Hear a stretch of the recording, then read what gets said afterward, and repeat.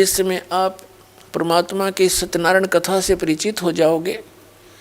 सत्यनारायण कथा का अर्थ हो सच्चे भगवान की जानकारी, उसकी महिमा का गुणगान, अविनाशी भगवान की गुणगान।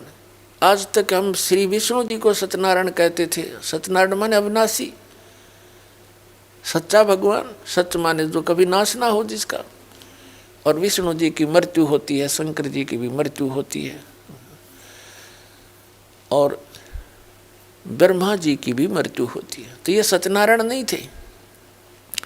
सत्यनारायण केवल कबीर देव है, कबीर साहब है, जो काशी में धानक रूप में आया था। बनारस के अंदर 120 वर्ष रहे, सहशरीर आए थे, शिशु रूप धारण किया था और सहशरीर चले गए थे मगहर से हजारों लाखों की संख्या में उपस्थित दर्शकों के सामने। उनके सब जब परमात्मा एक वस्त्र बिछाया था, एक चद्दर एक ऊपर ओढ़ कर लेटे थे। कुछ देर के पास आकाशवाणी हुई थी, देखो मैं जा रहा हूँ, इस चद्दर में कोई मुर्दा नहीं है। चद्दर उठा के देखी, सुगंधित फूल मिले थे। वो ना जन्म हुआ ना मरे थे, वो सत्यनारायण है, वो अविनाशी परमात्मा है। नारायण का अर्थ होता है जल पर आकर आने वाला, जल पर विराजमान होने वाला। परमात्मा एक लीला प्रत्येक युग में करते हैं। सतलोक से चलकर आते हैं, सहशरीर आते हैं और कमल के फूल पर, वो सरोवर के अंदर जल के ऊपर आकर विराजमान होते हैं, जिस कारण से वास्तव में नारायण वो परमात्मा है, कबीर जी।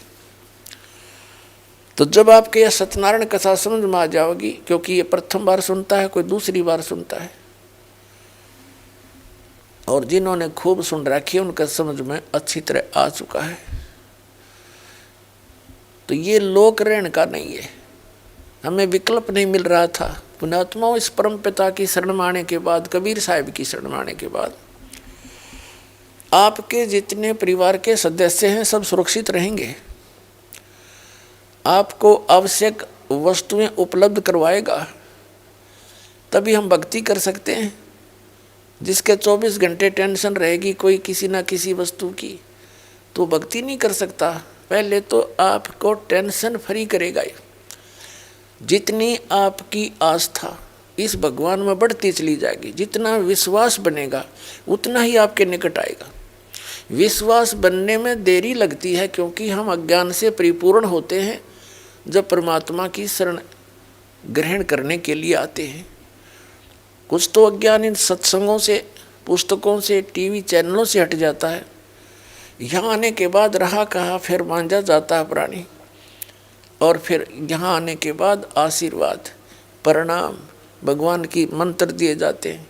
धीरे धीरे ये आत्मा इतनी निर्मल हो जाती है, प्रत्येक बात पर जो दास बोलेगा उस पर विश्वास होने लग जाएगा। अभी तक तो कुछ पर विश्वास होता है, कुछ पर अविश्वास होता है। तो इसी प्रकार परमात्मा पर हम पूर्ण विश्वास ना कर पाते, तब तक देरी रहेगी आपके सब कार्य से दौड़ने में। और जब आपको पूर्ण विश्वास हो जाएगा, आए है, फिर तो कहना ही क्या है।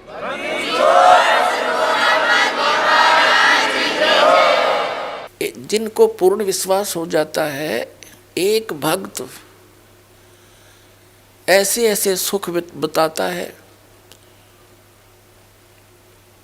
कि उसका कहता है जी कितने बताऊं, गिनती नहीं। तो पुण्यात्माओं, भगवान है ये हमारा सच्चा पिता है, और अपने पिता को ही अपने संतान के दुख की चिंता होती है, और ये समर्थ है, हमारे सब काम करने में सक्षम है, सब दुखों का दूर करने में सक्षम है। ये समर्थ परमात्मा है। इस पर विश्वास करके देखो पूर्ण हृदय से, फिर देखना सारे काम ठीक होंगे। तो आप जब तक यहाँ रहोगे, आपको अपना परिवार, आपके बच्चे, भाई बहन, माता पिता सभी प्रिय लगते हैं। और इसकी शरण में आने के बाद आपको ये सब, आप इनके साथ रहोगे जब तक आपका सतलोक गमन नहीं होगा। और यदि आप परमात्मा की शरण में नहीं हो, प्रिय तो पहले भी फिर भी लगते, और 1 मिनट में मृत्यु हो जा किसी भी प्रिय बेटे की या बेटी की, टक्कर मारते रह जाओ, वो प्रिय लगो चाहे ना लगो, फिर और इसकी शरण में आने से आपको उस संकट से भी दूर रखेगा, आपकी उम्र भी बढ़ा देगा। यह समर्थ परमात्मा है, यह सत्कर्मा है।